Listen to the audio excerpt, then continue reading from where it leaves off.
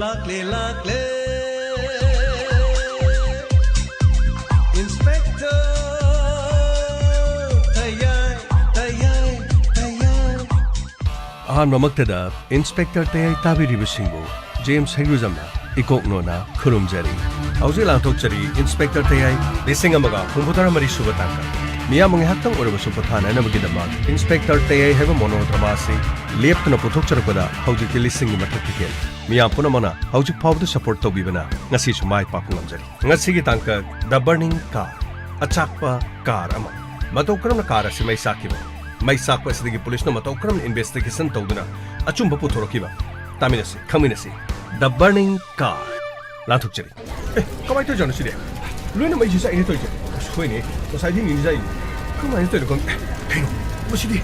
mi gari jimu to mi sak biyorino as karinta jo pilot moi humor malen mai sakpa digi moi thokona ngoldo jani as yadre yadre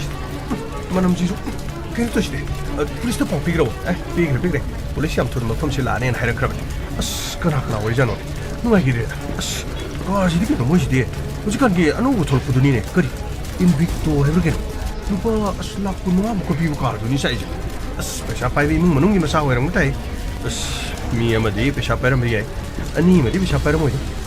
karana khan mi gari dani to gi ja amadi mapu ram bi ohum mokti mapu di ram do ma as ko ma tu jano to ju nu ai dire skang de to is mi we punchi lai police lai bayam kharga to police lai me Reno ne mai bu phadana sa ke jesa kam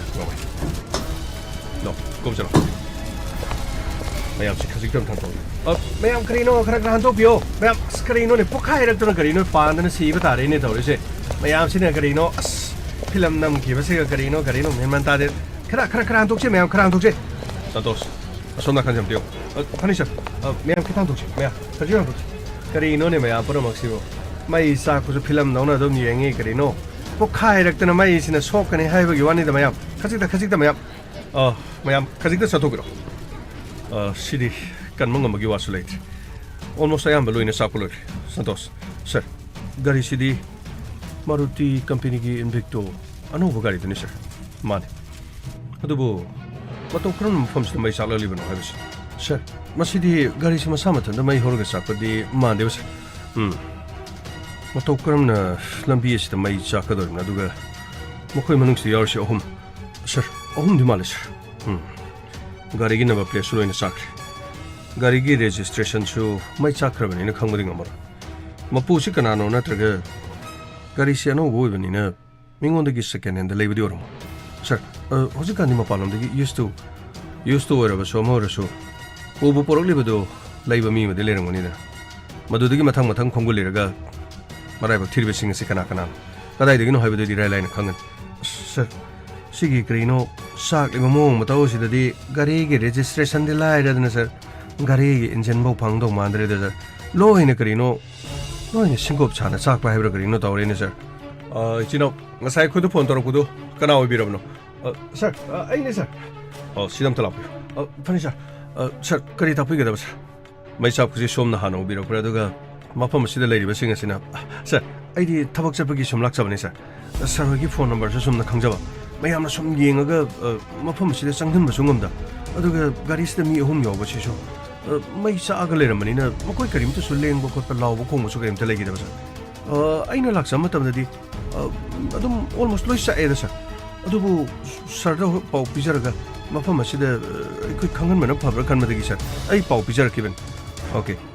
nyamngal Sinausin mayam sida yaubiriba sing ase ihan hana chakpa gari sida mai horokiba uhoba aduga thawdok semina uhoba yaurgadi ekhoi damukta amukta habiyo sir sida leiba mising sidi chakpadi amta ude na lo haine sa ahan da akhoi sinause mana ihan hana urabani sonam to changchambiro sir gari habigeda somna matokramna ubirako gari si mai chakpa matam manungda lei mising je law khongba natraga gari si khamambadagi mai chakpa mai changna sangna thorokibra Karma monga sir aina lakpada di gari se mai saga lerame sir mafam se kana mata leramti adudagi lambi achat ong mathang laga gari khama ga mayam se panging di yang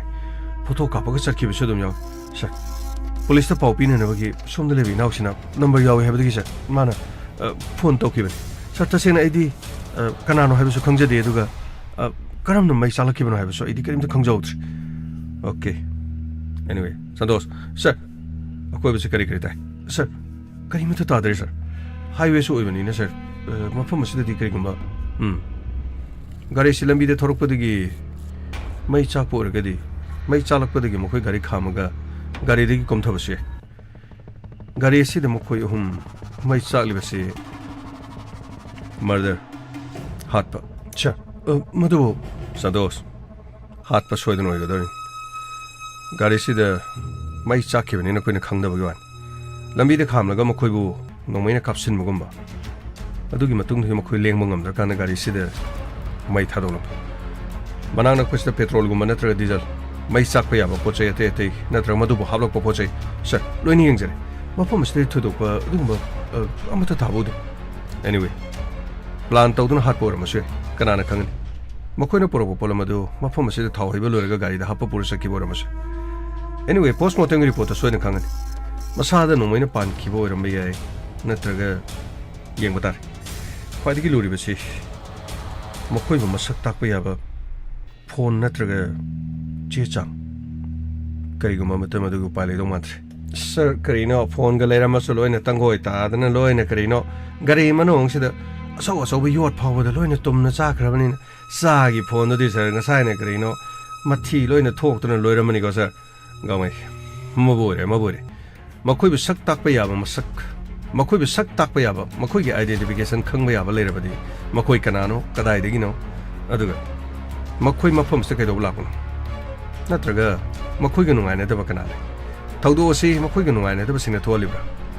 aidi mafam se accident thoktuna mai chakpadi kai do nungdo oiro haina khal aduga gari asi masa mathana mai hobo orga so gari degi makoi ohum gi manungda amadi komthabasi anyway makoi ohum natraga gari sidagi matau karamna mai horakiba madun yamna tangai fedribas sir kari haige dabna sibo masak so mata khangdre sir kari no mai saabani na phibam so yamna na teisadre ni sir asibo mayamna photo pakap ta kamna resina kari no mi de logi ba mi ju yengnari sina kramaina tawno khangdre mi se thamoi kanma mi de leiba jani mi postmortem tawgada aduga kari no larik lasu tamna asigum mi singse afabada season na di phagadabani mi arauba sing asibu kari no maya ka thoga leiba singse photo pakap ta ka bisu kari tawri no khangdin phone da yar so hing da kari no kari phajaba yawi ga na samaina photo du singa yengoda kari no mai no loina sa aba maya faina ha ka leiba sibu kari no si ubuda tumba ga somta yaru ki bana kari no karim to phau da bra khangdin mi sing kari no thang din photo pakap ta kam na resibo gamai sir forensic team do mafam sida sir ngasai na pau pija grabani sir aduga kari no ambulance ke so pau pi gre sir pare dati Santosh sir hauji so kuna thibe yabse gari sinang sahibadu invicto mani sir lupa lakun mangarom piba no ba Maruti Suzuki company gari siano bani na Manipur da masing yamna leiro mo hene khal laigina leiro da gari se kayam leiro ngani sir city yamna no ba 2024 gini laigina leiro da sir masing tarakun modu pharam do ma dis anyway adu ragadi tarakun khakto ragadi masigi dealer sing aduga moto vehicle sing hari basing asi karamba mapu da registration to bogi gari number pikragana kana dan madugi document koi khomna na batokshi aduga asi baksang sing asi masigi DNA koi sample thana na batokshi furniture krino sir mai na so loina sa ko lore basi phibam se basar koi no pai ge dore sir gamai forensic team no ore baso amano ore baso DNA sample de logdo ber missing report mang ki ba missing imung manung na kari ma claim torglabadi masadi loina mai sakna loi khrabani na kari ma claim toroktragadi madu niyongi matungina mukso polo kibi imung manung na kona claim torglabadi makoi gi DNA sample do lahorabadi imung manung gi missinga DNA chanabra haiduni yengwa kariguma chanar magadi imung manung gi miyo singdana makoi gi mangki ba masa masu singdana haibadu khangadoribani sir ado bodi chomba sir phibam mong matau jide sir sir ai di khara lamna leijege go sir mong se yamna sadre maya de sumaina ran kara leibise sir kari hari no khangdre sir nungsu nungai de ko sir asmaina ga sire de khoi jadum ka de ni go sumaina ran troga as nungai te sir kari hai ga damno gamai sorry sir Santosh sir adudi forensic team laga mafam asi yengsel magi tangai phadab sulan aduga postmortem to bagi tangai phadab le mafam asi da makoi ꯄꯨꯡ ꯀꯌꯥꯗ ꯁꯤꯕꯅꯣ ꯑꯁꯤꯕ ꯍꯛꯆꯥꯡ ꯑꯣꯏꯅ ꯃꯐꯝ ꯑꯁꯤꯗ ꯄꯨꯔꯛꯈꯤꯕ꯭ꯔꯥ ꯅꯠꯇ꯭ꯔꯒꯅ ꯍꯤꯡꯅ ꯃꯐꯝ ꯑꯁꯤꯗ ꯁꯤꯈꯤꯕ꯭ꯔꯥ ꯑꯗꯨꯒ ꯆꯥꯎꯔꯥꯛꯄ ꯃꯈꯣꯏꯒꯤ ꯃꯁꯥꯗ ꯅꯣꯡꯃꯩꯅ ꯄꯥꯟꯈꯤꯕ ꯂꯩꯕ꯭ꯔꯥ ꯁꯣꯛꯄ ꯄꯟꯕ ꯌꯥꯎꯈꯤꯕ꯭ꯔꯥ ꯄꯣꯁꯠꯃꯣꯔꯇꯦꯝꯗꯒꯤ ꯀꯔꯤꯒꯨꯝꯕ ꯈꯔꯗꯤ ꯁꯣꯏꯗꯅ ꯀ꯭ꯂꯨ ꯈꯔ ꯐꯪꯒꯅꯤ ꯈꯜꯂꯤ ꯑꯆꯨꯝꯕꯅꯤ ꯁꯥꯔ ꯑꯗꯨꯒ ꯁꯟꯗꯣꯁ ꯒꯥꯔꯤꯁꯤ ꯑꯅꯧꯕꯅꯤꯅ ꯑꯩꯈꯣꯏꯅ ꯊꯤꯕ ꯃꯇꯝꯗ ꯔꯦꯖꯤꯁꯇ꯭ꯔꯦꯁꯟꯗꯤ ꯏꯔꯥꯏ ꯂꯥꯏꯅ ꯈꯪꯒꯗꯕ ꯃꯥꯜꯂꯤ ꯑꯗꯨꯒ ꯍꯥꯏꯔꯤꯕ ꯒꯥꯔꯤ ꯃꯈꯜ ꯑꯁꯤꯗ ꯌꯨꯝꯗ ꯍꯜꯂꯛꯇꯕ ꯃꯤꯑꯣꯏꯁꯤꯡ ꯃꯤꯁꯤꯡ ꯔꯤꯄꯣꯔꯠ ꯂꯩꯕ꯭ꯔꯥ ꯍꯥꯏꯗꯨꯅ ꯃꯅꯥꯛ ꯅꯛꯄ ꯄꯨꯂꯤꯁ ꯁ꯭ꯇꯦꯁꯟꯗꯒꯤ ꯔꯤꯄꯣꯔꯠ ꯂꯣꯏꯅ ꯈꯣꯝꯅꯕ ꯇꯧꯁꯤ ꯐꯅꯤ ꯁꯥꯔ ꯑꯗꯨꯗꯤ ꯐꯣꯔꯦꯟꯁꯤꯛꯀꯤ ꯇꯤꯝ ꯑꯗꯨꯒ ꯑꯦꯝꯕꯨꯂꯦꯟꯁ ꯑꯗꯨꯒ ꯒꯥꯡꯃꯩ ꯍꯥꯏꯕꯤꯌꯨ ꯁꯥꯔ ꯑꯦꯝꯕꯨꯂꯦꯟꯁꯇꯨ ꯁꯥꯔ ꯐꯅꯤ ꯁꯥꯔ ꯑꯩ ꯄꯥꯎ ꯑꯃꯨꯛꯇ ꯂꯧꯖꯒꯦ ꯁꯥꯔ ꯑꯁ ꯌꯥꯔꯒꯗꯤ ꯀꯔꯤꯅꯣ ꯃꯈꯣꯏ ꯈꯔ ꯌꯥꯡꯅ ꯂꯥꯛꯑꯒ ꯀꯔꯤꯅꯣ ꯁꯠ ꯁꯠ ꯄꯨꯈ꯭ꯔꯗꯤ ꯐꯗꯧꯅꯤ ꯁꯥꯔ ꯅꯨꯡꯁꯨ ꯅꯨꯡꯉꯥꯏꯇꯦ ꯒꯥꯔꯤ ꯑꯁꯤ ꯃꯅꯨꯡꯗ ꯃꯩ ꯆꯥꯛ ꯆꯥꯛꯑꯒ ꯀꯔꯤꯅꯣ ꯃꯇꯣꯡꯁꯨ ꯑꯃꯠꯇ ꯌꯥꯎꯗ꯭ꯔꯦ ꯁꯨꯃꯥꯏꯅ ꯇꯧꯔꯒ ꯀꯥꯔꯒ ꯁꯨꯝ ꯂꯩꯕꯁꯦ ꯀꯔꯤꯅꯣ ꯃꯌꯥꯗꯒꯤ ꯃꯅꯤꯟꯒ ꯊꯣꯛꯑꯒꯁꯨ ꯂꯩ ꯑꯁ ꯀꯔꯤꯅꯣ ꯈꯪꯗꯦ ꯏꯆꯤꯟ ꯏꯅꯥꯎꯁꯤꯡꯁꯤ나 ꯐꯣꯇꯣ ꯀꯥꯞꯈꯤꯕꯁꯤꯅ ꯀꯔꯤꯅꯣ ꯈꯪꯗꯦ ꯅꯈꯣꯏ ꯐꯣꯇꯣ ꯄꯪꯀꯥꯞꯇ ꯀꯥꯞꯄꯤꯗꯨ ꯀꯗꯥꯏꯗ ꯌꯣꯟꯗꯣꯔꯤꯒꯦ ꯅꯣꯏꯕꯣ ꯀꯔꯤꯅꯣ ꯈꯪꯗꯦ ꯀꯔꯤꯅꯣ ꯃꯅꯤꯟ ꯐꯣꯡ ꯐꯣꯡ ꯐꯣꯡ ꯀꯥꯕꯅꯦ ꯀꯔꯤꯅꯣ ꯃꯅꯝꯁꯤꯅ ꯃꯔꯣꯜ ꯑꯃ ꯀꯔꯤꯅꯣ ꯉꯥꯃꯨ ꯑꯔꯧꯕꯒꯤ ꯃꯅꯝꯁꯨ ꯅꯝꯃꯦ ꯁꯤꯗꯅꯤꯀꯣ ꯑꯩꯅ ꯉꯥꯃꯨ ꯑꯔꯧꯕ ꯑꯩꯅ ꯆꯥꯗ꯭ꯔꯤꯗꯣ ꯀꯔꯤꯅꯣ ꯈꯪꯗꯦ ꯇꯥꯏꯕꯪ ꯃꯤꯑꯣꯏꯕꯁꯤꯅ ꯁꯤꯔꯒ ꯃꯩ ꯂꯧꯔꯀꯥꯟꯗ ꯉꯥꯃꯨ ꯑꯔꯧꯕ ꯃꯅꯝ ꯅꯝꯃꯤꯁꯤꯕꯨ ꯀꯔꯤꯒꯤꯅꯣ ꯈꯪꯗꯦ ꯁꯥꯔ ꯃꯁꯤꯕꯨ ꯀꯔꯤ ꯃꯔꯝꯒꯤꯅꯣ ꯒꯥꯡꯃꯩ ꯁꯣꯔꯤ ꯁꯥꯔ ꯀꯔꯤꯅꯣ ꯅꯪ ꯇꯧꯔꯤꯗꯨꯕꯣ ꯑꯩꯕꯨꯗꯤ ꯀꯔꯤꯅꯣ ꯍꯌꯦꯡ ꯁꯤꯔꯁꯨ ꯁꯥꯔ ꯑꯩꯗꯤ ꯃꯩ ꯊꯥꯕ ꯀꯤꯕꯅꯤꯅ ꯁꯥꯔ ꯑꯩꯗꯤ ꯑꯗꯨꯝ ꯃꯌꯥꯝ ꯆꯪꯗꯅ ꯑꯗꯨꯝ ꯂꯩꯕꯥꯛꯇ ꯑꯗꯨꯝ ꯐꯖꯅ ꯐꯨꯝꯕꯤꯌꯨꯒ ꯁꯥꯔ ꯃꯩ ꯊꯥꯕꯁꯤ ꯀꯤꯌꯦ ꯑꯗꯨ ꯑꯁ ꯑꯗꯨ ꯈꯛꯇꯁꯨ ꯅꯠꯇꯦ ꯍꯌꯦꯡ ꯂꯧꯕ ꯃꯅꯝꯗꯣ ꯑꯩ ꯃꯗꯨ ꯁꯥꯔ ꯒꯥꯡꯃꯩ ꯁꯣꯔꯤ ꯁꯥꯔ ꯑꯩ ꯑꯦꯝꯕꯨꯂꯦꯟꯁꯀꯤ ꯒꯥꯔꯤꯗꯣ ꯁꯥꯔ ꯑꯩ ꯄꯥꯎ ꯄꯤꯖꯒꯦ ꯁꯥꯔ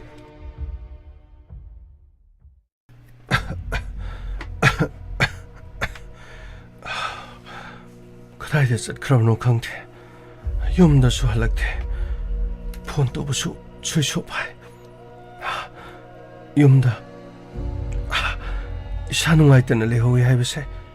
ꯃꯍꯥꯛ ꯈꯪꯂꯤꯕꯅꯤ ꯑꯗꯨꯕꯨ ꯀꯗꯥꯏꯗꯕꯨ ꯂꯩꯔꯤꯕꯅꯣ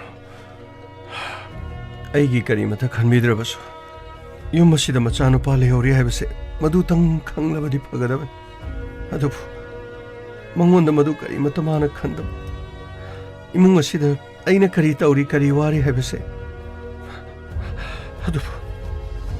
ꯃꯈꯣꯏ ꯑꯅꯤ ꯑꯍꯨꯝ ꯄꯨꯟꯈ꯭ꯔꯕꯗꯤ ꯏꯃꯨꯡ ꯑꯁꯤꯗ ꯋꯥꯕ ꯀꯔꯤꯃꯇ ꯈꯪꯗꯦ ꯍꯥꯏꯔꯨꯔꯒ ꯂꯩꯇꯦ ꯄꯥꯏꯗ꯭ꯔꯦ ꯄꯠ ꯇꯠꯂꯦ ꯍꯥꯏꯔꯛꯀꯅꯤ ꯍꯪꯂꯨꯔꯕꯁꯨ ꯀꯔꯤꯃꯇ ꯎꯄꯥꯏ ꯂꯩꯇꯦ ꯊꯕꯛ ꯁꯨꯐꯝ ꯂꯩꯇꯦ ꯅꯣꯝꯐꯝ ꯂꯩꯇꯦ ꯑꯗꯨꯕꯨ ꯄꯤꯛꯂꯤꯕ ꯃꯆꯥꯁꯤꯅ ꯀꯔꯤ ꯇꯧꯒꯅꯤ ꯍꯥꯏꯕꯗꯨꯗꯤ ꯃꯍꯥꯛꯁꯨ ꯀꯔꯤꯃꯇ ꯈꯟꯗꯦ ꯅꯣꯡꯃ ꯅꯣꯡꯃꯒꯤ ꯃꯇꯝꯗꯤ ꯁꯨꯝ ꯍꯧꯈꯤꯅꯤ ꯋꯥꯒꯗꯧꯔꯤꯕꯁꯤ ꯀꯅꯥꯅꯣ ꯑꯩꯈꯣꯏ ꯄꯤꯛꯂꯤꯕ ꯃꯆꯥꯁꯤ ꯃꯤ ꯑꯣꯏꯅꯕ ꯁꯦꯝꯍꯧꯗ꯭ꯔꯕꯗꯤ ꯍꯌꯦꯡ ꯃꯥꯅ ꯑꯩꯈꯣꯏꯗꯒꯤ ꯍꯦꯟꯅ ꯋꯥꯍꯧꯒꯅꯤ ꯑꯩꯈꯣꯏꯅ ꯃꯥꯒꯤꯗꯃꯛꯇ ꯀꯔꯤꯒꯨꯝꯕ ꯈꯔ ꯇꯧꯍꯧꯗ꯭ꯔꯕꯗꯤ ꯑꯩꯈꯣꯏ ꯍꯌꯦꯡ ꯋꯥꯒꯅꯤ ꯏꯆꯥꯁꯤꯁꯨ ꯋꯥꯒꯅꯤ ꯑꯩꯈꯣꯏꯗꯤ ꯋꯥꯕꯒꯤ ꯋꯥꯕ ꯑꯗꯨꯃꯛ ꯋꯥꯖꯔꯒꯦ ꯍꯥꯏꯕꯕꯨ ꯄꯤꯛꯂꯤꯕ ꯏꯆꯥꯁꯤꯅ ꯍꯌꯦꯡ ꯏꯃꯥ ꯄꯥꯕꯨꯡ ꯑꯗꯨꯅ ꯑꯩꯈꯣꯏꯒꯤꯗꯃꯛ ꯀꯔꯤꯁꯨ ꯇꯧꯕꯤꯔꯝꯗꯦꯗꯀꯣ ꯍꯥꯏꯗꯨꯅ ꯑꯩꯈꯣꯏꯕꯨ ꯄꯤꯕꯟ ꯄꯥꯕꯟꯗꯨꯅ ꯉꯥꯡꯍꯧꯒꯗꯧꯔꯤꯕꯅꯤ ꯀꯔꯤꯒꯤꯅꯣꯅꯦ ꯑꯁꯨꯛ ꯊꯦꯡꯂꯕ ꯐꯥꯎꯕ ꯍꯟꯖꯤꯜꯂꯛꯇ꯭ꯔꯤꯁꯤꯕꯨ ꯉꯁꯤꯁꯨ ꯂꯥꯛꯑꯔꯣꯏꯗꯧꯕ ꯖꯥꯠꯂ ꯍꯣꯏꯗ ꯉꯁꯤꯅ ꯑꯍꯥꯟꯕꯁꯨ ꯅꯠꯇꯦ ꯊꯦꯡꯅꯗꯨꯅ ꯂꯥꯛꯂꯕ ꯑꯋꯥꯕꯅꯤ ꯊꯦꯡꯅꯕ ꯇꯥꯕꯅꯤ ꯌꯨꯝ ꯄꯥꯟꯕꯒꯤ ꯅꯨꯡꯉꯥꯏꯕ ꯏꯄꯨꯔꯣꯏꯕ ꯏꯆꯥ ꯂꯩꯕꯒꯤ ꯅꯨꯡꯉꯥꯏꯕ ꯃꯁꯤ ꯑꯣꯏꯔꯕ ꯃꯥꯜꯂꯤ ꯑꯋꯥꯠꯄꯅ ꯄꯤꯛ ꯊꯜꯂꯕ ꯌꯦꯡꯂꯨꯕꯗ ꯑꯋꯥꯠꯄꯒꯤ ꯑꯋꯥꯠꯄ ꯉꯥꯛꯇ ꯉꯥꯏꯔꯕ ꯀꯔꯤꯒꯤ ꯑꯃꯨꯛ ꯀꯅꯥꯗ ꯑꯩꯅ ꯑꯃꯨꯛ ꯇꯦꯡꯊꯥꯔꯨꯒꯅꯤ ꯇꯦꯡꯊꯥꯐꯝ ꯊꯣꯛꯇꯦ ꯀꯔꯤꯃꯇ ꯇꯦꯡꯊꯥꯐꯝ ꯊꯣꯛꯇꯦ ꯐꯣꯂꯥ ꯃꯥꯜꯂꯦ ꯁꯤꯗꯤ ꯃꯥ ꯅꯠꯇꯦ ꯍꯜꯂꯣ ꯀꯅꯥ ꯏꯕꯦꯝꯃ ꯑꯩ ꯅꯟꯗꯨꯒꯤ ꯃꯃꯥꯅꯦ ꯅꯪꯕꯨ ꯑꯩꯈꯣꯏ ꯅꯟꯗꯨꯗꯨꯕꯨ ꯅꯈꯣꯏꯗꯒ ꯂꯥꯛꯄ꯭ꯔꯅꯦ ꯅꯠꯇꯦ ꯊꯕꯛ ꯀꯔꯤꯒ ꯆꯠꯈꯤꯕꯒ ꯌꯥꯎꯕ꯭ꯔꯣ ꯏꯃꯥ ꯊꯕꯛ ꯑꯣꯏꯔꯦ ꯅꯝꯕꯔꯁꯤꯕꯨ ꯑꯩꯗꯤ ꯐꯣꯟꯒ ꯂꯩꯕ ꯅꯠꯇꯦꯅꯦ ꯁꯤꯗ ꯂꯩꯀꯥꯏꯒꯤ ꯌꯨꯝꯊꯪꯅꯕꯒꯤ ꯅꯨꯄꯤ ꯃꯆꯥ ꯑꯃꯗꯒꯤ ꯐꯣꯟ ꯂꯧꯔꯒ ꯇꯧꯔꯛꯂꯤꯕꯅꯤꯅꯦ ꯅꯪꯒꯤ ꯅꯝꯕꯔꯁꯦ ꯁꯤꯗꯩꯗ ꯍꯪꯅꯔꯒ ꯇꯧꯔꯛꯂꯤꯕꯅꯤ ꯅꯠꯇꯦ ꯅꯈꯣꯏ ꯏꯅꯥꯎꯕꯨ ꯌꯨꯝꯗ ꯂꯩꯕ꯭ꯔꯣ ꯏꯃꯥ ꯉꯔꯥꯡꯗꯒꯤ ꯍꯜꯂꯛꯇꯦ ꯀꯗꯥꯏꯗ ꯆꯠꯂꯤꯕꯅꯣ ꯍꯥꯏꯕꯁꯨ ꯈꯪꯗꯦ ꯑꯗꯨꯒ ꯑꯩꯗꯤ ꯅꯟꯗꯨ ꯌꯥꯎꯈꯤ ꯍꯥꯏꯕꯁꯨ ꯈꯪꯗꯤꯌꯦ ꯅꯟꯗꯨꯁꯨ ꯌꯨꯝꯗ ꯍꯜꯂꯛꯇꯕ꯭ꯔꯣ ꯏꯃꯥ ꯍꯜꯂꯛꯇꯦ ꯏꯕꯦꯝꯃ ꯀꯗꯥꯏꯗ ꯆꯠꯂꯤꯕꯅꯣ ꯍꯥꯏꯕꯁꯨ ꯈꯪꯗꯦ ꯃꯇꯝꯅꯒ ꯐꯠꯇꯕꯅꯤꯅꯅꯦ ꯀꯗꯥꯏꯗꯅꯣ ꯃꯣꯏꯅ ꯆꯠꯂꯤꯁꯤꯕꯣ ꯈꯔ ꯍꯥꯏꯔꯝꯂꯒ ꯆꯠꯂꯕꯗꯤ ꯐꯒꯗꯕꯅꯤ ꯃꯤ ꯅꯠꯇꯦ ꯀꯣꯛ ꯆꯠꯂꯨꯔꯕꯁꯨ ꯍꯜꯂꯛꯄ ꯌꯥꯏꯗꯅ ꯑꯩꯗꯤ ꯅꯈꯣꯏꯗꯒ ꯂꯩꯔꯕ꯭ꯔꯥꯅ ꯈꯜꯂꯨꯕꯅꯤꯅꯦ ꯑꯗꯨꯗꯤ ꯅꯈꯣꯏꯒꯤꯁꯨ ꯏꯃꯥ ꯑꯩꯈꯣꯏꯒꯤꯁꯨ ꯍꯜꯂꯛꯇꯕꯅꯤ ꯀꯗꯥꯏꯗ ꯆꯠꯂꯤꯕꯅꯣ ꯍꯥꯏꯕ ꯈꯪꯗꯦ ꯆꯠꯐꯝꯁꯨ ꯍꯥꯏꯔꯝꯗꯦ ꯑꯩꯁꯨ ꯏꯁꯥ ꯉꯝꯗꯗꯨꯅ ꯂꯩꯍꯥꯎ ꯇꯧꯗꯨꯅ ꯂꯩꯕꯅꯤ Ichanupasu saklami na tawramani. Aduga wara male tumkhre. Mapa laklabadi karino khara leiraga pijanaba haina. As khangdre de bema kari haigadabano nakhoigidubu nate gari khara thawyedubu sel thunga noibu khara komjadrabro karino mi tawridubu ha khara sel paidan angangdu saklami haridubu nate nangbu karimtu pijadrabra nangbo natraga pijaningai leitrabra ni bema khudong chadaba haibadani gari khara chalamani adudagi sel kharaga phangambadasu haujikti karamba lambide satkan asongida score tawraga chatlibasisu madugi thabak tomadi maha hinadi ana sat akhona su chalhaningdre tholibi rangchinasu gari do thokpham su leitre swaida su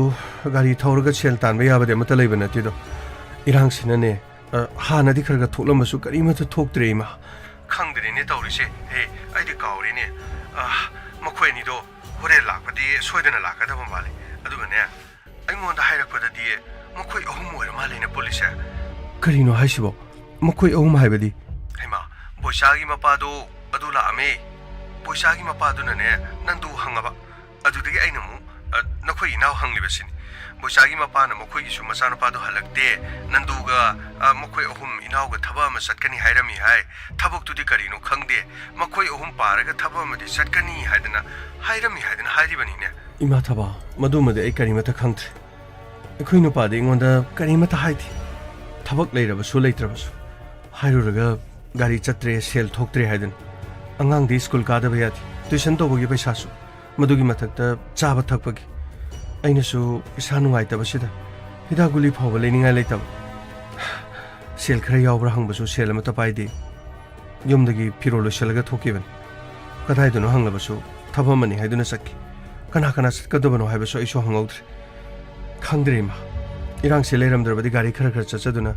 sel khara imungda pusalakodagi maru marang thangdunam kanajaraman adubui ma irang sidagi kari mata yatre punamak ari mata hare ma fare bema ai thamage ko hore laagadi ne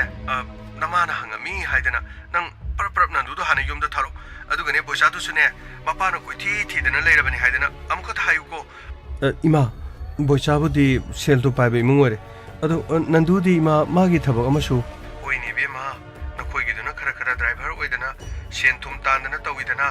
khoigi na ne gari thau haibasu yai tab migi lamda thabak chalu haibasu yada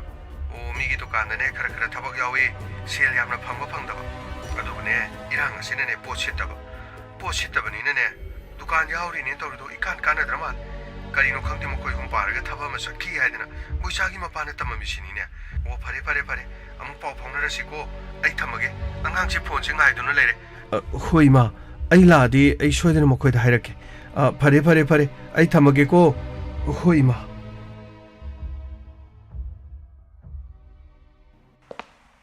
Good morning, sir. Good morning, Gamai. Karino, sir. Nahangi Karino case to sir. Hojik Pava Gamai. Case as Gilang Lalang, Karimata Kangam. Adu Chess and Karigo Lagadi. Karigo Makadi, Sodan Fangan. Sir, Kanaki Masama so Rizana, sir. Mayaka talk labor, sir. Mamma passing the Karino Masa Halak Trihide and Lerangonigo. So Nakana Koi de Labanina Karino, unsasing to learn May Sakran Masakso Kang de CS out de Karino. Karim to me and Manta de sir. Santosti. Sir, I go, sir. Goro, I got a little. Fagani, sir. Kari come over no kang did. Mamma Pana, the water Munico, so Nakandanamo, more in a car, Manung do the car and lady. Santos, some color there. Hey, Santos, Sunday, sir, like Oh, good morning, sir. Oh, Raja, pom here. Sir, keys to sir. Keys Silang Langs in Karimata country. The neg simple taki badu, so the nigger run. Otherwise, Pina Kanakano, matching way in young others. Even Munungi missing a soju pop the Masama Sumanki in a police station, the claim torp pomatalate. Aduga Gadia don't know Boyvanina, Madu the Gilang Langs in Lona Biam Kanhona. Moto became together Garigi dealers in the registration to Kang and Nabagiam Kanhona. Masibu Kanabadi, Himun Manunkanano. Aduga Makuyi Masama Susing Kanakanano, Siri Badi Mungamagimira. Natragana Tonga Mura Habado, a single in a Kangan. Sir, understand, sir. Oh, here, someone Santos. Punisher. Sir, she the leader. Good day.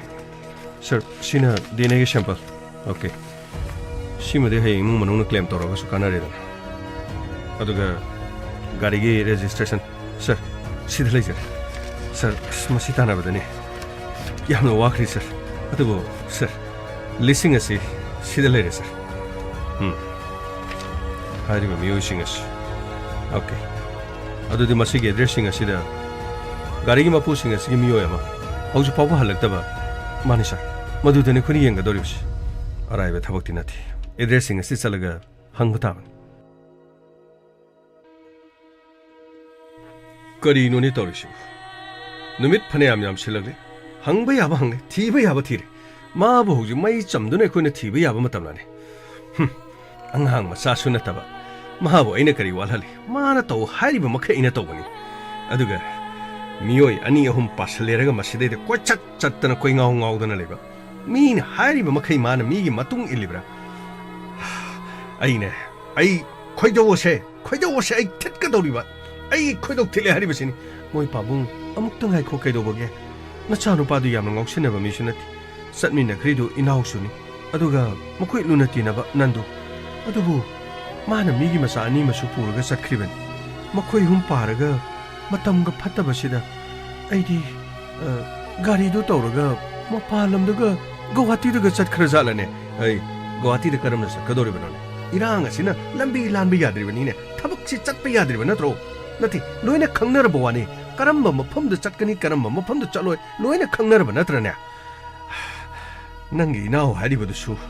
마수 mayumda 마키 마사두가 누피가 몽 짜다나 레이 하이 아두가 난두두나 미기 두칸 야오르가 세일스맨 오르가 말레이ben 마마도 hundola moga mana nati kadaidono ma koi hum paraga chalibisu aine ai khoidogose ai prok chai haribisine adu bomoi pabung police station chalaga nasadu mangkhre haidana missing report haibra kaino madu mi iraga FIR ga palalaga makoi bu khungul lihanbe yadro maduna pharoidrane ai ayeng kasuna tabda phat launa lisale haraga police station chalaga aikhoi gi ming panjana koi thi thiale haidana ai mo dam to godori bani ne ahal laman sadana uja guru sadana ngang godori ba ngang sakpada di sing litte masida de mana loina singe ma loi tawge sin ma bo ina maning tamna thamlubu gi mai oira ma lene moi pabu police station chalaga ai di noi gi hojikan gi mangkhre khotkhre ga tawbudu खबर दगा photo गा हापगा तौबना तंगाई फद्रबदि मदु तौब ताबनी आई खांग मंगम लक्थ्री अंगांग मसामक सुनति कदाइदनो आइना मई चमलगा माबु कोइथि थिरुगदबा कदाइदनो हाइबनी ने आइना हुजि तौगदोरि बसे करिनो तितोरगे मै पाबो Yangon है police की गाड़ी थौजलै सुरब्रा करि तौर जानोने पुरान चिंथि मीगा थेंगदना खोतना लोतना लेखरबा जालाने तौरिसिबो आई मै पाबो ngaikhoba अफब वखल मत खंद्रे करिनो तौरिबदु इबुंगो खोय करि लेरे इबुंगो कना हंगबनो ने इबुंगो ह्युमसी बोशा खोगी मानी बोशा खोगी करि तौरमे इबुंगो मखोयने मीगे थेंबदगी मीगी मसामसु सोकपा यावरबले इबुंगो करि तौबा यावरे इबुंगो पाबुं अदुगी वफमदु नते पाबुं गाड़ी इनविक्टो गाड़ी मखक मोइगे हौजिकानगी अनौबा गाड़ी मानी हारिबा गाड़ी सेदोंगी चानुपागी मिंगदा मानिने बुंगो मसिदगी नुमित मंगानी तरुनी सुरो मालेने युमदगी थोखिबदगी हलक्त्रीने अखोय मदुगी दमक्ते यामनो वानारमलिबो हलक्कद्रा हाइदन आई मुंग मसिदा ngang sakpa yaba nati maring tamduna dum leiram atangba gari dum leidaba yade haidana leidra koi thong thoriben maduna taba gari so leiriben mamanaba ani maga satkiben mamanaba maduna migi dukan jawbani nandu koben amane inau koben driver masu pulak makoi humne hojikchi halaktribasi adudi babu manana pa police station da complain ibungo complain ga di amatta tawre hairuga hing thabuk chathoklinge da mangina thirami haidane aikoi da nganga dori bani babu boxi kari haigadabano khangdre babu ibungo kari tawre makoina kari phataba thabak tawramle नखोई की तौफम थोप करिनो आइन के ओइबदो इबुंगो तौरसु मखोइना लालम खोलमदो करिनो इबुंगो खर ngakthong ngaksin तौरगा बाबु वफमसि हेबुंगो करिनो त हाइबदा हंगोइरुनुन मयाम की चनबिनि तौफम थोपदि तौबा ताबनि दना इसा फत्तबा पोलुबाइसि ममा मपाना वाबा ताबनिने मसा सिंगी दमक्ता नत्रने ममा मपाना लेरिबसे इबुंगो का हेनबदि ngokshana khosana dana tawbudi nati adubu mamanaba nandu haribudu inau haribudu mokoi yani siga paragane mokoi luna tinakram ꯄꯥꯕꯨꯡ ꯑꯗꯣꯝꯒꯤ ꯏꯆꯥꯅꯨꯄꯥꯅ ꯇꯧꯔꯤꯕ ꯊꯕꯛꯁꯤ ꯊꯕꯛ ꯇꯧ ꯈꯣꯠꯂꯨ ꯒꯥꯏꯗꯤ ꯀꯔꯤꯃꯠꯇ ꯌꯥꯕ ꯅꯠꯇꯦ ꯌꯨꯝꯁꯤꯗ ꯂꯩꯔꯤꯕ ꯂꯟ ꯊꯨꯝ ꯄꯨꯝꯅꯃꯛꯁꯦ ꯃꯥꯒꯤꯅꯤ ꯑꯗꯨꯕꯨꯅꯦ ꯕꯤꯖꯤꯅꯦꯁ ꯇꯧꯗ꯭ꯔꯕꯗꯤ ꯍꯤꯡꯕ ꯉꯝꯂꯣꯏ ꯊꯕꯛ ꯑꯃ ꯇꯧꯗ꯭ꯔꯕꯗꯤ ꯍꯥꯏꯗꯅ ꯀꯣꯏꯆꯦꯟ ꯆꯦꯟꯗꯅ ꯍꯣꯠꯅꯔꯤꯕꯅꯤ ꯊꯕꯛꯄꯨꯗꯤ ꯍꯥꯏꯗꯣꯛꯄꯗꯤ ꯏꯀꯥꯏꯕ ꯋꯥꯅꯤꯗ ꯄꯥꯕꯨꯡ ꯍꯥꯏꯕꯤꯌꯨ ꯀꯔꯤ ꯊꯕꯛꯅꯣ ꯃꯍꯥꯛꯅ ꯇꯧꯔꯤꯕꯁꯤ ꯑꯇꯩ ꯅꯠꯇꯦꯗ ꯅꯣꯏ ꯍꯧꯖꯤꯛꯀꯥꯟꯒꯤ ꯂꯝ ꯂꯩꯕ ꯌꯣꯟꯕ ꯑꯩꯈꯣꯏꯒꯤ ꯀꯔꯤ ꯍꯥꯏꯒꯦ ꯅꯣꯏꯒꯤ ꯕ꯭ꯔꯣꯀꯔꯒꯤ ꯇꯥꯏꯞ ꯇꯧꯕ ꯖꯥꯠꯇꯨꯅꯤꯅꯦ ꯀꯔꯤ ꯍꯥꯏꯗꯣꯏꯅꯣ ꯑꯩꯗꯤ ꯍꯥꯏꯕꯒ ꯑꯩꯁꯦ ꯂꯥꯛꯆꯗꯦꯗ ꯏꯕꯨꯡꯉꯣ ꯃꯤꯒꯤ ꯑꯇꯥꯡ ꯑꯇꯥꯡꯕ ꯂꯝꯁꯤꯡꯗꯣ ꯃꯈꯣꯏꯅ ꯑꯃꯨꯛ ꯃꯤ ꯊꯤꯔꯒ ꯌꯣꯟꯕ ꯃꯗꯨꯗ ꯃꯈꯣꯏꯅ ꯁꯦꯜ ꯈꯔ ꯆꯥꯕ ꯑꯗꯨꯒꯤ ꯃꯇꯨꯡꯗꯨꯗꯅꯦ ꯃꯃꯥꯟꯅꯕ ꯑꯅꯤꯗꯣ ꯃꯥꯅ ꯀꯣꯏꯄꯨ ꯄꯨꯔꯤꯕꯅꯤ ꯄꯥꯕꯨꯡ ꯑꯗꯨꯗꯤ ꯑꯗꯣꯝꯒꯤ ꯏꯆꯥꯅꯨꯄꯥꯅ ꯍꯧꯖꯤꯛ ꯐꯥꯎꯕꯗ ꯂꯝ ꯂꯩꯕ ꯌꯣꯟꯕ ꯑꯗꯨꯒ ꯀꯅꯥ ꯀꯅꯥꯗ ꯄꯤꯈ꯭ꯔꯕꯒꯦ ꯀꯅꯥ ꯀꯅꯥꯗ ꯌꯣꯟꯅꯈ꯭ꯔꯕꯒꯦ ꯂꯩꯈꯤꯕ ꯃꯤꯅ ꯀꯗꯥꯏꯗꯒꯤꯅꯣ ꯃꯗꯨꯒꯤ ꯆꯞ ꯆꯥꯕ ꯃꯥꯅ 이선ꯕ ꯈꯣꯠꯆꯟꯕ 이bungo 마기 제상 ꯃꯌꯥꯝꯗꯨꯗ ꯂꯩꯕꯗꯤ ꯂꯩꯔꯝꯒꯅꯤ ꯃꯗꯨ ꯑꯩꯈꯣꯏꯅꯒ ꯄꯥꯏꯔꯨꯕ ꯊꯦꯡꯂꯨꯕ ꯌꯥꯕ ꯅꯠꯇꯦ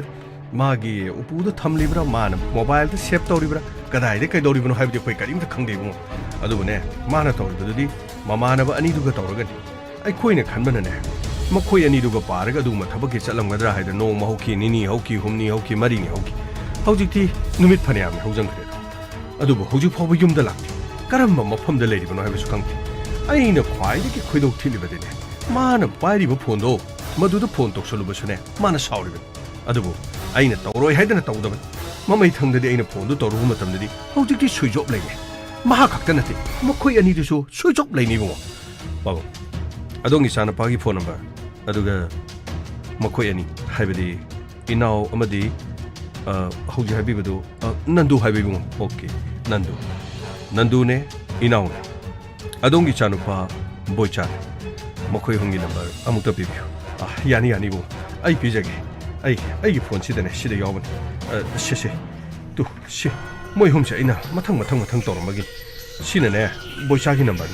तु इबु सिना नंदुगी अदुगा सि मखासिन इनावगी संतोष नंबर दिसल फनीचा पाबो नंबर उता लौजगी से इबु सिदा ले इबुंगो कोइना हंगबला इसिबु करी तौबा इमा पाउक्सि करमना हाइगदबनो खंगथ्रे अखोइ पाउक्सि तमफम खंगथ्रे अदुबु असेंग सेंगदबदि इमा अमसुंग पाबुंगदगी सैंपल अमा लौरगा DNA टेस्ट तौबगी तंगाइ फदब लै करिनो निबुंगो करिनो खोइना DNA टेस्ट तौबा हाइबबु पाबु पाउक्सि करि हाइगदबनो खंगथ्रे अदुबु तमदबदि यादे पाबु वारोबिबि यादे अदोंगी चानुपाना थौबा गारी मई साक्तुना लेरमे करि हाइबा मई साक्तुना लेरमे हाइबा अदुदि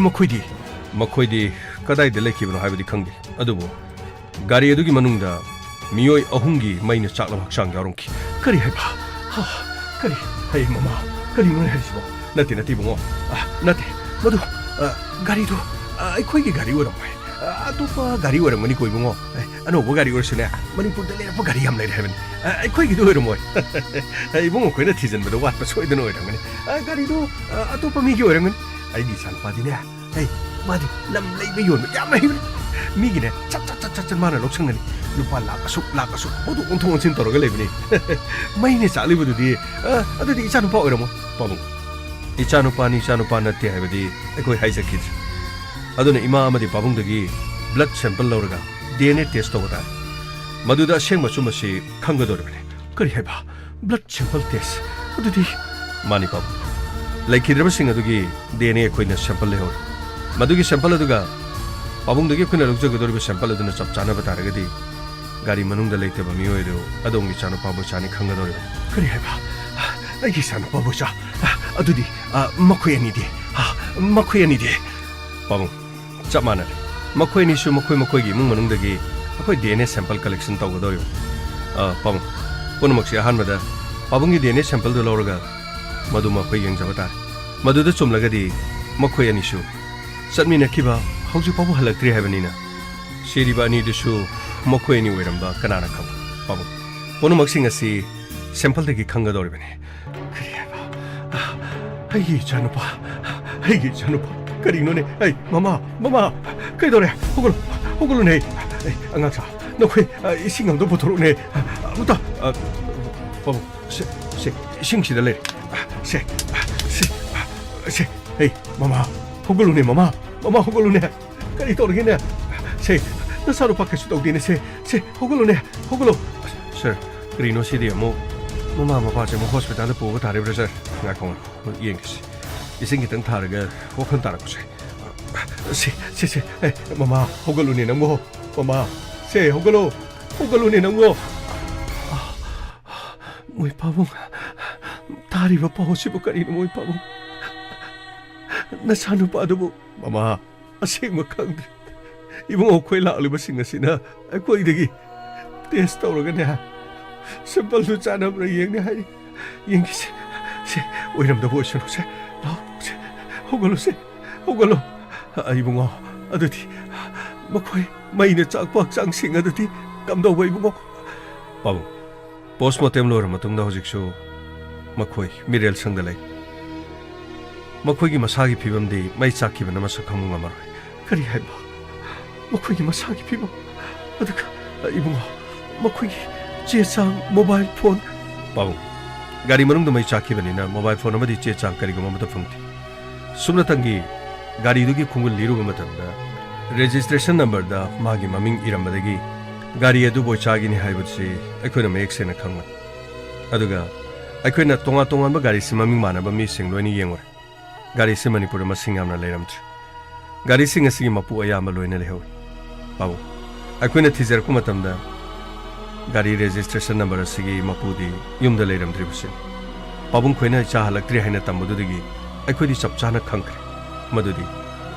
akoina gari da phangkiba miyoi lo tai kana sunate adongi chanu pa amadi mahaka satmina kiba miyoi sing da soidana oiragani habse akoina khanjakri babu puning khajitang phadabi asengba chumba karino habse aikoi puthona na baso hona jai aduga babu thaudoga sidi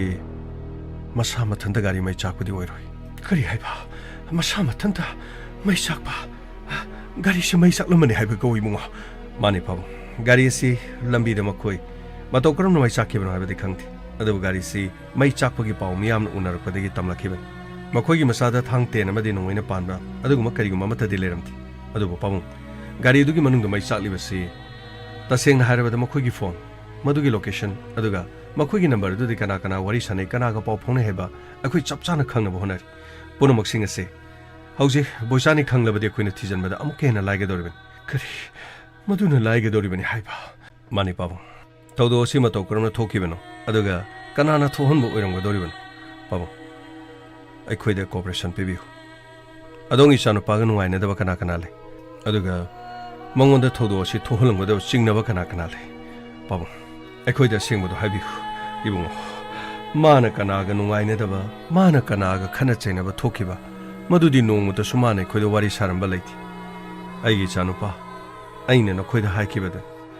mahang na tawri ba mahak ki business aduna mahak mi ga di lam leithok lesin da nungai na da ba laiki ba lauki ba ga leiba khana ba chaina ba yauki ba jala nong mu to soi khoi da lupa suk tonge mi ga sumna ngang nei asumna sangane mapuna harauna lauki khari gu mama ta hairam ba di laiti pabo nandu amadi naw makhoi ni gi maram da di kari khambi haibidi thawdo se kana na khangani inaw ga mi maga nungai na dabadagi natraga nandu ga mi maga nungai na dabagi nungai na dabaduna laman khumla po oiram labadi adongi chanu pasu sokpa hibu makhoi ani gi kari wari leibano haibadu di aina mohena khangkidri hadu makhoi inaw gi loina bi leibani nandu gi mama leibani sidagi ni bungo makhoi su panglap lap panati makhoi da makhoi mungi wari do ang labadi loina khangani adu bu yungo ai chanu pasibu mai ne chagle haribudu ai chanu pa oiram godra nei bungo pabung gi sample de shoidana khangani kari ai chanu abucha abuk khanna taibong pana sida lakla roida ba ipagi bungo nang ipana haibe indene mama na haibe indaba macha haibe simaduni ne nang ne wata padrabani haidana nangna naning tamliba nangna ne gap sap tawduna leibaduna yaroi haidana ina haibado khoi leiriba lan thum ka haidana chaba loiba ngam nangna ne khoi na haibasi khare induna ne yum masida leiram labadi nang thokloi dabani nangna tawriba thabakado khoi karino haibe khoi phawbani thina khangde ne pomna magase นั่งน่ะทนมันนี่ก็บ่จ้านั่งน่ะทนมันนี่ก็บ่จ้าปะบังวารวิเบียดปาวสิสุนงายบะปาวดิโอดadubu akhoi mafam asida medical ki team ama soidani yaurani pau aduga pau sample logjo batar aduga madugi cross matching ama haibadi chanai amadi chanati pau aduga chanai haiba taragadi mirel sangda leiriba ichana pagi hakchang lobiraga masagi mathong mangam pangthok piba yagani ibungo ichana padu kari gumo iram labati ichana padu kari gidamak makhoi na mai thador hat ka dor icha nupa du de natana ma ka tinari ba loina riba mama na ba ani ga loina na kana na kari ki tok mai thari ba na ba do ibo chap chana pu thopi yo adu ga ne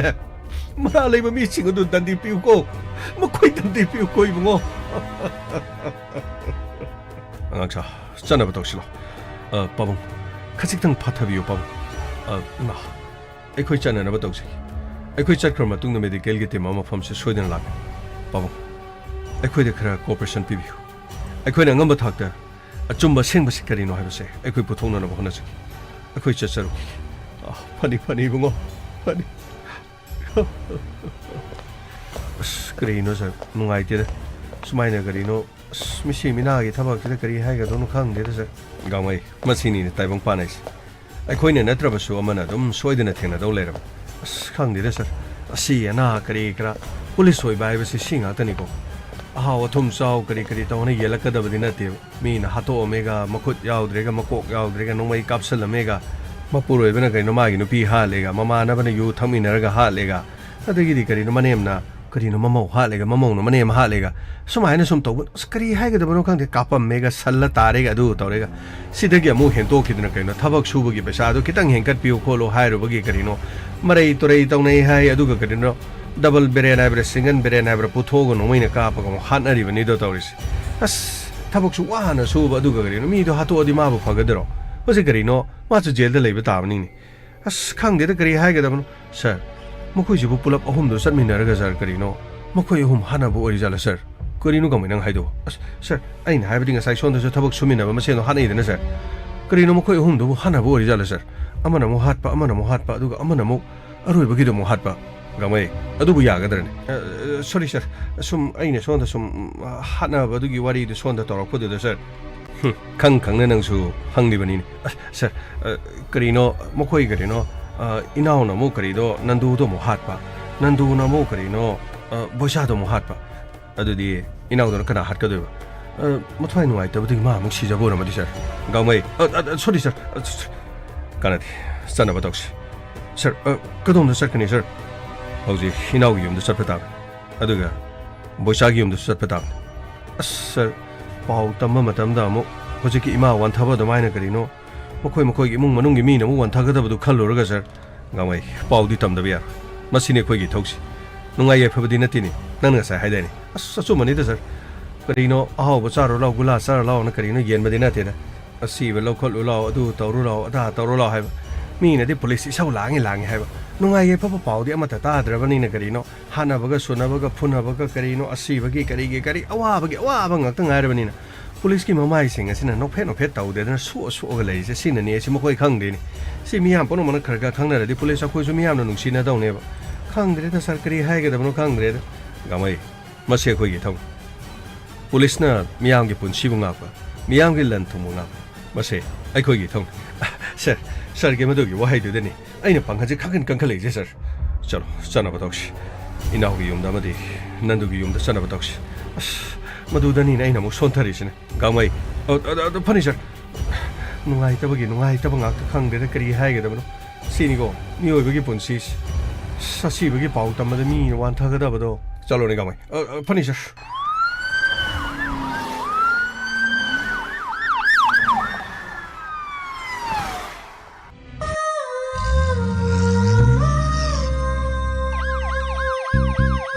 Lakle Inspector Tayai Lakle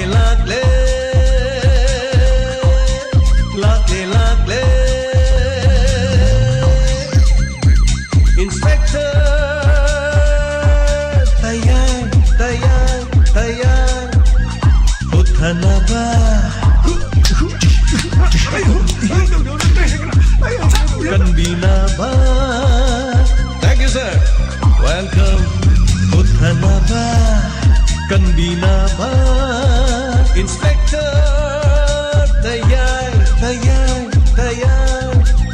lakle Inspector tayay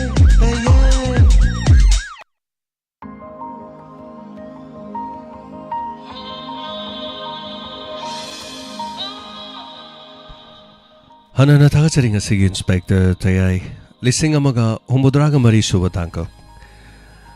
Hanana thagachari mayam punamak lising ama sukra matungda mathangi chama episode kuiroi numit tham leiradi dum lising amaga chama amang surani haitare khanaba thorom lising amaga chama subadu su pangthokminasi so thagacharing asigi thorom Inspector tayay gi series leptana sandokchari ba channel 90.0 Wahong Radio sigulba radio channel asida mamang da sandok chakiba tangkak nugi numidangi pung nipan makhai da sandok chaba aduga athengba pungpham asida sandok chaba loina ayukta amuk anauba tangkak si sandok chaba adugumba series tabiri basing 90.0 Wahong Radio da loina na Diamond TV Icecom da yauriba amadi SK TV da yauriba channel asigi yaubiri yengbiri papono amadi YouTube live streaming da yengbiri bas hanana thagachari thank you so much ngasigi tangkak si kamdo bugi no tangkak amani aduga ngasigi tangkak sida kari oram dong mali kamai to mayam guest adum tawbiu so thagachari hanana tetana khara comment amani pajagi ngasi di ho tangkak ni na comment yam la roi maram di wari si pomno no ram ni na wari si roi ba yamna sangoi wari si adum yamna volume sangba ichanu pi gum na te haitar thank you thagachari punamak sandok chari ba 90.0 Wahong Radio gi Torom atang asida dum losin jaraga makha taba Diamond TV amadi SK TV gi de dum makha ta na chatha khigani loinana sanjamram tom bishana thagachari wari ana fajain ta pirakwa Johnson thokjom thagachari nungai raga losin khre yes minani phu phara de dum loiba sana raga aidi sum mate ama sanara muk tak thapsalak pani na yade matam se tak laksal e haitare karum kana khoi sanaring the music mate ama folai do khoi taction na bagin ngamna da bagini haitar santi bala lai mayom thagachari karam thokloga ba nungai ten ta pere sing ma true story sing ma thodo mani radha oripok thagachari ngasagi bi shot on fojen ta pere mayam poning loksing obiu afaba loksen biu aduga sabir maibam thagachari hanana ngasi episode nungai ta pirakpa kambito maibam Gangmaina haibadusu yamna chome phana mata ngangna bidena thagachari adaga naurem kavita thagachari sarwari se angakpa amani tajabada nungai thagachari ta pere thank you wayangbam sobeta devi thagachari Victoria PS thagachari adaga thangjam anjana thagachari 100 yogadore kanghoro yes tang tha 100 dum yogani padma tongbram thagachari au ngasi dum loibagi pung mai tare pung 12 minute tara swaida ai tare 12 hai pung tara ni thoi minute tara angobi devi thagachari ima angobi bala longjam thagachari lenthoi morang them thagachari savitri laitonjam thagachari bemola thopam thagachari sakhi umnam thagachari ma Hanana daga konthok jam thambal thagachari amna fazai na ta pirak bas daga thank you so much santi wala lai mayum oh suniti wala hai santi wala ek to man ma masin hawai ho de dum soira bani adu soiro do bam khakti lei masi je koi kitang kopna ibi bado kopna iba de s na so wi ire na daga makha je adu macha ire de dum so I saw the keep the Uda, Cop the Copos Uda, Towers, mid other was it spec out there, don't know what will be bad, madam. Sony Tibala has in a Santibla and the hive. Thagachari, my bum Sakundala Wanke, any temple cream upon Thagachari. Chanupa, poke hold of Adiam Parade. Thagachari, my morning got Tangjam Anjana, Thagachari, Bimola Conchum. Lalita na mayra pam thagachari ano wari amna phajai sigamba puning loksing oiba wari amna tahan biba na thank you so much kurai jo memi thagachari madam siri mimi sisi kanano origa ba yes maduni music thige dorsi kanana kari gi damakta na halino kari gi siri no kari to bono haibo wari dune ba laktosi aduga imung de family amam leibani na wari do somda so macha am leiraga ꯒꯥꯔꯤ ꯗ꯭ꯔꯥꯏꯚꯔꯅ ꯋꯥꯕ ꯈꯣꯠꯄ ꯑꯗꯨꯒꯤ ꯃꯇꯥꯡ ꯑꯃꯁꯨ ꯌꯥꯎꯔꯦ ꯑꯃꯅ ꯃꯤꯒꯤ ꯗꯨꯀꯥꯟꯗ ꯁꯦꯜꯁꯃꯦꯟ ꯑꯣꯏꯕꯒꯤ ꯋꯥꯔꯤ ꯑꯃ ꯌꯥꯎꯔꯦ ꯑꯗꯨꯒ ꯁꯣꯝ ꯅꯥꯀꯟꯗ ꯅꯨꯡꯉꯥꯏ ꯌꯥꯏꯐꯕ ꯃꯆꯥ ꯑꯃ ꯌꯥꯎꯔꯦ ꯑꯗꯨꯒ ꯀꯃꯥꯏꯅ ꯃꯣꯏ ꯑꯍꯨꯝ ꯄꯨꯜꯂꯤꯅꯣ ꯀꯔꯤꯒꯤ ꯁꯤꯔꯤꯅꯣ ꯀꯃꯥꯏꯅ ꯄꯨꯂꯤꯁꯅ ꯏꯟꯚꯦꯁꯇꯤꯒꯦꯁꯟ ꯇꯧꯔꯛꯀꯦ ꯑꯗꯣ ꯁꯨꯃꯥꯏꯅ ꯂꯝꯕꯤꯗ ꯒꯥꯔꯤ ꯃꯩ ꯆꯥꯛ ꯂꯩꯔꯝꯃꯗꯤ ꯄꯨꯂꯤꯁꯅ ꯀꯔꯝꯕ ꯃꯑꯣꯡꯗ ꯊꯤꯕ ꯌꯥꯏ ꯍꯥꯏꯕꯒꯤ ꯇꯥꯟꯖꯥ ꯑꯃ ꯍꯥꯏꯇꯥꯔꯦꯀꯣ ꯏꯟꯚꯦꯁꯇꯤꯒꯦꯁꯟ ꯇꯥꯏꯞꯇꯣ ꯄꯨꯂꯤꯁꯅ ꯌꯥꯝ ꯇꯧꯒꯟꯕꯁꯤꯡꯗꯨꯅꯦꯕ ꯇꯝꯖꯔꯤꯁꯦ ꯒꯥꯔꯤꯗꯨ ꯅꯝꯕꯔ ꯄ꯭ꯂꯦꯠ ꯌꯥꯎꯔꯝꯕ ꯅꯠꯇ꯭ꯔꯦ ꯒꯥꯔꯤꯗꯨ ꯀꯃꯥꯏꯅ ꯇꯧꯕ ꯌꯥꯏ ꯒꯦꯁ ꯒꯥꯔꯤꯗꯨ ꯀꯔꯤꯒꯨꯝꯕ ꯁ꯭ꯋꯤꯞ ꯑꯣꯏꯔꯝ ꯇꯥꯔꯗꯤ ꯒꯥꯔꯤ ꯁ꯭ꯋꯤꯞ ꯃꯌꯥꯝꯗꯨ ꯊꯤ ꯂꯩꯔꯤ ꯀꯨꯏꯅ ꯆꯪꯗꯣꯏꯅꯦꯕ ꯒꯥꯔꯤꯗꯨ ꯂꯥꯏꯕꯛ ꯐꯕꯗꯤ ꯑꯅꯧꯕ ꯒꯥꯔꯤ ꯑꯃ ꯑꯣꯏꯔꯝꯕ ꯒꯥꯔꯤꯒꯤ ꯔꯦꯖꯤꯁꯇ꯭ꯔꯦꯁꯟ ꯊꯤꯕ ꯔꯦꯖꯤꯁꯇ꯭ꯔꯦꯁꯟꯗꯒꯤ ꯃꯄꯨꯗꯨ ꯊꯤꯔꯛꯄ ꯃꯄꯨꯗꯨ ꯁꯣꯝ ꯅꯥꯀꯟꯗ ꯍꯟꯖꯤꯜꯂ ꯂꯩꯔꯝꯗꯕ ꯑꯗꯨ ꯋꯥꯔꯤꯗꯣ ꯍꯥꯏꯇꯥꯔꯦꯅꯦ ꯊꯥꯒꯠꯆꯔꯤ ꯑꯗꯨꯅꯤꯗ ꯋꯥꯔꯤ ꯏꯟꯚꯦꯁꯇꯤꯒꯦꯁꯟꯗꯣ ꯑꯗꯨꯒꯤ ꯋꯥꯅꯤ ꯊꯦꯡꯛ ꯌꯨ ꯁꯣ ꯃꯆ ꯋꯥꯔꯤ ꯑꯣꯏꯔꯁꯨ ꯑꯗꯨꯝ ꯄꯪꯂꯤꯗ ꯂꯤꯁꯟꯕ ꯄꯪꯇꯧꯗ ꯇꯧꯕ ꯑꯣꯏꯕ ꯌꯥꯗꯕꯗꯨ ꯅꯠꯇꯕ ꯈꯔ ꯔꯤꯖꯅꯦꯕꯜ ꯑꯣꯏꯕꯗꯨꯅꯦ ꯍꯥꯏꯇꯥꯔꯦ ꯊꯥꯒꯠꯆꯔꯤ ꯑꯁꯣꯏ ꯑꯔꯥꯛ ꯌꯥꯎꯔꯁꯨ ꯃꯌꯥꯝꯅ ꯉꯥꯛꯄꯤꯅꯤ ꯋꯥꯔꯤꯅꯤ ꯈꯜꯂꯒ ꯊꯦꯡꯛ ꯌꯨ ꯉꯁꯤꯒꯤꯗꯃꯛꯇꯗꯤ ꯀꯣꯃꯦꯟ ꯄꯥꯕꯁꯨ ꯂꯣꯏꯁꯤꯟꯖꯔꯦ ꯍꯥꯟꯅ ꯊꯥꯒꯠꯆꯔꯤ ꯃꯌꯥꯝ ꯌꯥꯎꯕꯤꯔꯤꯕ ꯃꯌꯥꯝ ꯑꯗꯨꯒ ꯉꯁꯤꯒꯤ ꯑꯥꯏꯁꯀꯣꯝꯗ ꯑꯃꯗꯤ SK TVꯗ ꯃꯈꯥ ꯇꯥꯅ ꯑꯗꯨꯝ ꯁꯟꯗꯣꯛꯆꯈꯤꯒꯅꯤ ꯏꯪꯂꯤꯁ ꯃꯨꯚꯤ ꯍꯥꯏꯇꯥꯔꯦ ꯄꯨꯛꯅꯤꯡ ꯇꯨꯝꯕ ꯌꯥꯗꯕꯈꯩ ꯃꯌꯥꯝ ꯂꯦꯡꯁꯤꯟꯕꯤꯔꯣ SK TVꯗ ꯑꯗꯨꯒ ꯇꯨꯝꯕ ꯌꯥꯕꯅ ꯅꯨꯡꯉꯥꯏꯅ ꯇꯨꯝꯕꯤꯌꯨ ꯉꯁꯤ ꯇꯦꯛꯇ ꯀꯥꯏꯗꯅ ꯊꯦꯡꯅꯔꯤꯕ ꯑꯁꯤꯒꯨꯝꯕ ꯍꯌꯦꯡꯁꯨ ꯊꯦꯡꯅꯃꯤꯟꯅꯁꯤ ꯍꯥꯟꯅ ꯊꯥꯒꯠꯆꯔꯤ ꯃꯌꯥꯝ ꯄꯨꯝꯅꯃꯛ ꯑꯗꯨꯒ ꯑꯐꯕ ꯌꯥꯏꯐꯕ ꯑꯣꯏꯃꯤꯟꯅꯁꯤ ꯉꯁꯤꯒꯤ ꯋꯥꯔꯤꯒꯤ ꯃꯈꯥ ꯍꯌꯦꯡ ꯁꯣꯏꯗꯅꯃꯛ ꯑꯩꯈꯣꯏ ꯇꯥꯃꯤꯟꯅꯁꯤ ꯊꯥꯒꯠꯆꯔꯤ BK ꯋꯥꯡ ꯄꯨꯝꯅꯃꯛ ꯊꯥꯒꯠꯆꯔꯤ ꯊꯦꯡꯛ ꯌꯨ ꯁꯣ ꯃꯆ ꯁꯤꯃꯥ ꯁꯈꯤ ꯕꯤꯃꯂꯥ ꯀꯣꯟꯁꯝ ꯄꯨꯝꯅꯃꯛ ꯊꯥꯒꯠꯆꯔꯤ ꯀꯣꯟꯊꯧꯖꯝ ꯊꯝꯕꯥꯜ ꯊꯦꯡꯛ ꯌꯨ ꯔꯥꯙꯥ ꯍꯣꯔꯤꯄꯣꯛ ꯊꯥꯒꯠꯆꯔꯤ ꯁꯅꯥ ꯂꯩꯄꯥꯛ ꯀꯤꯔꯝꯗꯝ ꯀꯪꯂꯩꯄꯥꯛꯅ ꯃꯇꯝ ꯄꯨꯝꯅꯃꯛꯇ ꯌꯥꯏꯐꯔꯦ ꯈꯨꯔꯨꯝꯖꯔꯤ